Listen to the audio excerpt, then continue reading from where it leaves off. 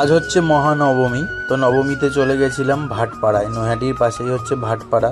আমি আর বোন দুজন মিলে চলে গেছিলাম। তো প্রথমেই চলে আসলাম এই পূজা মণ্ডপটি দেখতে। দেখতেই পাচ্ছ ছোট্ট রাস্তার উপরে কি সুন্দর প্যান্ডেলগুলো করে এখানে, দেখতেই পাচ্ছ তোমরা।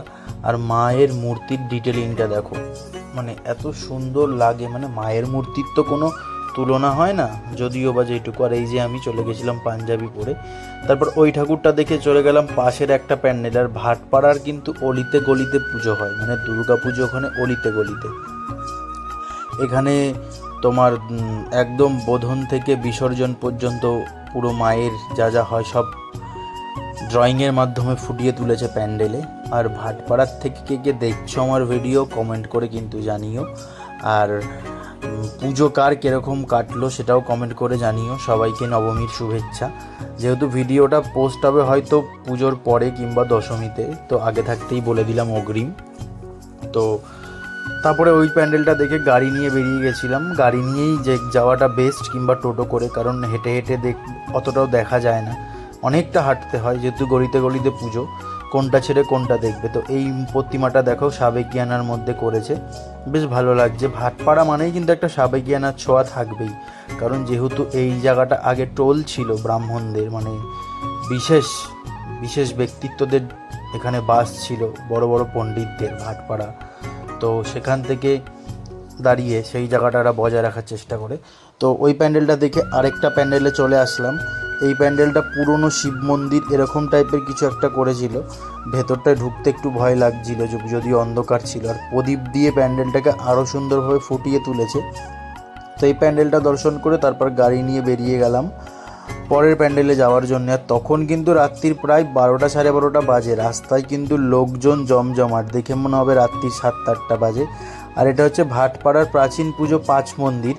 এই পাঁচ মন্দিরে প্রতি বছরই এরা এই মন্দির তিনটেকে নিয়েই কনসেপ্ট ভাবে এই বছর এরা ঠাকুর দালান বানিয়েছে, যেটা দেখতে খুবই সুন্দর লাগছে। আর মন্দিরের সাথে ভালো ম্যাচিং করেছে যে তিনটে মন্দির তার মাঝখানে এই ঠাকুর দালান, মানে অভাবনীয় অভাবনীয় লাগছিল। ভিডিওতে আমি যতটা পেরেছি তুলেছি, মানে নিজের চোখে দেখলে বুঝতে পারবে কতটা সুন্দর লাগছিল।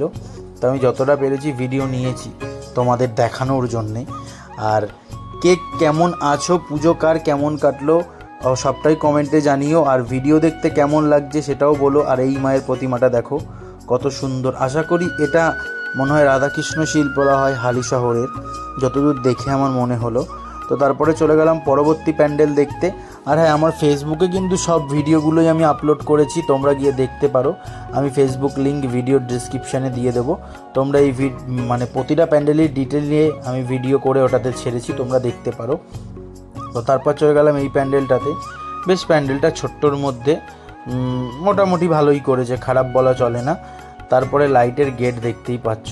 তো তারপরে চলে গেলাম আমাদের নেক্সট প্যান্ডেলে, কারণ আস্তে আস্তে রাতও হচ্ছে, বাড়িতেও ফিরতে হবে। তারপরে নৈহাটিরও কিছু ঠাকুর দেখা বাকি আছে, সেগুলোও দেখব। আর নৈহাটির কী কী ঠাকুর হয়েছে না হয়েছে সেটা নিয়ে কিন্তু বড় ভিডিও আসতে চলেছে আমার এই চ্যানেলেই। তো চ্যানেলের কিন্তু সাথে থেকো তোমরা। আর যারা এখনও চ্যানেলটা সাবস্ক্রাইব করোনি অবশ্যই গিয়ে চ্যানেলটা সাবস্ক্রাইব করে দাও। তো এইটা চলে আসলাম একটা মাঠের ভেতরে, একটা প্যালেস মতো করেছে। আমি প্যান্ডেলের নামটা সম্ভবত ভুলে গেছি, মনে নেই। তো এই প্যালেসটা খুব সুন্দর লাগছিল, মানে মাঠটা এত ফাঁকা জায়গা, তার মধ্যে এত সুন্দর মণ্ডপ করেছে, যেটা খুব সুন্দর লাগছে, মানে জায়গা হিসাবে খুব ভালো মানিয়েছে। আর মাতৃপ্রতিমার তো কোনো কথাই হবে না, অতুলনীয় সুন্দর মায়ের রূপ। যেরকম কার্তিক গণেশ লক্ষ্মী সরস্বতী, সেরকম মায়ের রূপ অভাবনীয়, দেখতেই পারছো। মানে সত্যি কথা বলতে কিছুক্ষণ দাঁড়িয়ে প্রতিমাটাকে দেখতে হবে। তো আমরাও দাঁড়িয়ে দেখলাম, দেখে তারপর চলে গেলাম আরেকটা প্যান্ডেল। আগেই বলেছি ভাটপাড়ার অলিতে গলিতে কিন্তু দুর্গা পুজো হয়, মানে কোথাও বাদ নেই, সবাই দুর্গা পুজো করে বেশিরভাগই ভাটপাড়াতে। তো এই যে আরেকটা প্যান্ডেল, কিছু কিছু ছোটো পুজোও আছে, কিছু কিছু থিমের পুজোও আছে, সবাই মিলে ঝুলে করে। এই মায়ের প্রতিমাটা মানে অসম্ভব সুন্দর লেগেছে আমার, মানে এতটাই সুন্দর লেগেছে মানে বলবার মতো না, মানে সত্যি কথা, মানে এতটাই ফুটে উঠেছিল প্যান্ডেলটাতে। তারপরে চলে গেলাম এই প্যান্ডেলটা দেখতে। তারপর চলে আসলাম এই প্যান্ডেলটা দেখতে। এটাই কিন্তু ভাটপাড়ায় আমাদের শেষ প্যান্ডেল, মানে এটা দেখে আমরা চলে এসেছিলাম। এটা নারীদের উপরে বেস করে প্যান্ডেলটা তৈরি করেছে, বেশ ভালো লাগলো। সাময়িককালে যা যা ঘটলো আমাদের রাজ্যে সেই সমস্ত কথাগুলো ভাবলেই খারাপ লাগে, কিন্তু যাই হোক সেগুলোকে পেছনে রেখে আমাদের এগিয়ে চলতে হবে, কারণ বছরে 1 বছর পর মা আসে আমাদের মধ্যে সব কিছু গ্লানি, রাগ, অভিমান সব কিছু ভুলে গিয়ে সবাই মিলে একসাথে মেতে ওঠাটাই উচিত আমার মনে হয়। তো সবাইকে আবার শুভ দুর্গাপুজোর প্রীতি, শুভেচ্ছা, অভিনন্দন। আর বড়দের আমার প্রণাম, ছোটদের ভালোবাসা। তো দেখতে দেখতে আরেকটা প্যান্ডেলে চলে আসলাম। এটা করেছিল কেদারনাথের মন্দির। এরা আগের বারও খুব সুন্দর করেছিল। আর যেহেতু নবমীর রাত, একটু নাচা গানা তো হবেই, কারণ সারা বছরের অপেক্ষা আবার আমাদের মা আমাদেরকে রেখে চলে যাচ্ছে কৈলাসে, আবার একটা বছর ফিরে আসবে। তো সেই অর্থে নাচা গানা তো একটু করবেই সবাই। এত খাটাখাটনি করে এত সুন্দর পুজো প্যান্ডেল আমাদের জন্যও তারা উপস্থাপনা করে, যাতে আমরা এই 5টা দিন দেখতে পারি। তো সেই সমস্ত পূজা কমিটিকে অসংখ্য অসংখ্য ধন্যবাদ, এবং পূজা কমিটির সকল সদস্যবৃন্দদের। তো দেখতেই পাচ্ছ কেদারনাথ মন্দিরের ভেতরে প্রবেশ করে গেছি। ঠাকুরটা প্যান্ডেলের সাথে মানানসই করেছে, আর ভেতরে ভোলে বাবার কত ছবি লাগিয়েছিল, যেটা দেখে আমার খুবই ভালো লেগেছে। মানে সত্যিকারের ভালো লেগেছে, মানে হয়তো ভাষায় বোঝানো যাবে না, এতটাই সুন্দর লেগেছে আমাদের। তো ভেতরে তোমার স্কিন বলতে গেলে ফলস সিলিং টাইপের একটা কিছু করেছিল, স্কিন নয় সরি। তো তারপরে দেখতে পাচ্ছ লাইটের গেটটা গণপতি বাপ্পার।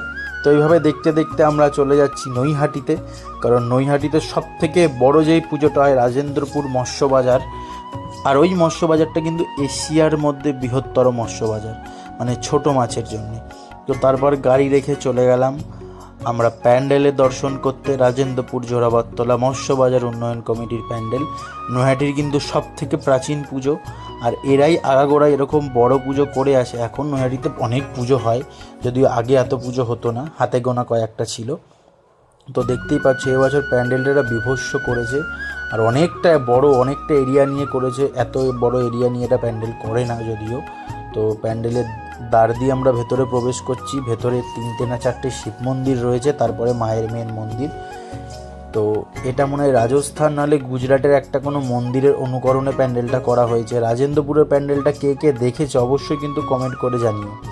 আর দেখতেই পাচ্ছ এই যে শিব মন্দিরগুলো রয়েছে, 4টে শিব মন্দির, তার মাঝখানে মায়ের মন্দির, মানে মা যেই মন্দিরে বিরাজমান মূল মন্দির সেটা রয়েছে। তো আস্তে আস্তে প্যান্ডেলের দিকে প্রবেশ করছি। এখন বাজে রাত্রির 1:30, কিন্তু দেখে মনে হবে সন্ধে 7টা, 7:30 কি 8টা বাজে। ভিড়টা জাস্ট দেখতেই পাচ্ছ, ভেতরের মায়ের দর্শন করার জন্য কতটা ভিড় হয়েছে, মানে জাস্ট দেখো। কেউ বলবে যে রাত্রির 1:30 বাজে, মানে মানুষের এত উচ্ছ্বাস ঠাকুর দেখার, সেটা দেখে খুব ভালো লাগছে। আর এই দেখো সিংহর ডিটেলিংটা দেখেছো, এইটা কিন্তু আমাদের নৈহাটিরই বীরেন মুখার্জি, অর্থাৎ বি কোম্পানি না কি একটা এরকম সামথিং নাম আছে, তাদেরই ঠাকুর। তারা খুব ভালো ঠাকুর বানায়, আগে নৈহাটিতে বেশিরভাগই তাদের ঠাকুরটাই নিত। তো ডিটেলিংগুলো দেখতেই পাচ্ছ, মানে খুবই সুন্দর ঠাকুর বানায়। তো তারপরে যেহেতু রাজেন্দ্রপুর বড় এরিয়া নিয়ে, তো এখানে প্রচুর মেলা ঠেলা বসে। তো এই চারিদিকে মেলা ঘুরছিলাম আর দেখছিলাম। তো দেখতে দেখতে এই বাদাম ভাজা, কাঠি ভাজা এই সমস্ত দোকানগুলো চোখে পড়লো। সব বাচ্চাদের খেলনাপত্র নিয়ে কিছু মানুষ বসেছে। প্রচুর মেলাতে দোকান আছে, প্রচুর। তোমরা আজকেও হয়তো থাকবে, দশমীর দিনও থাকে, যারা দেখোনি এসে দেখতে পারো। প্যান্ডেলটা খুবই সুন্দর হয়েছে। তারপর ধীরে ধীরে গুটি গুটি পায়ে, রাত অনেক হয়েছে, বাড়ির দিকে যেতে হবে। তো বাড়িতে যাচ্ছি প্যান্ডেল দর্শন করে। আর কে কে এরকম ভিডিও দেখতে ভালোবাসো অবশ্যই কমেন্ট করে জানিও।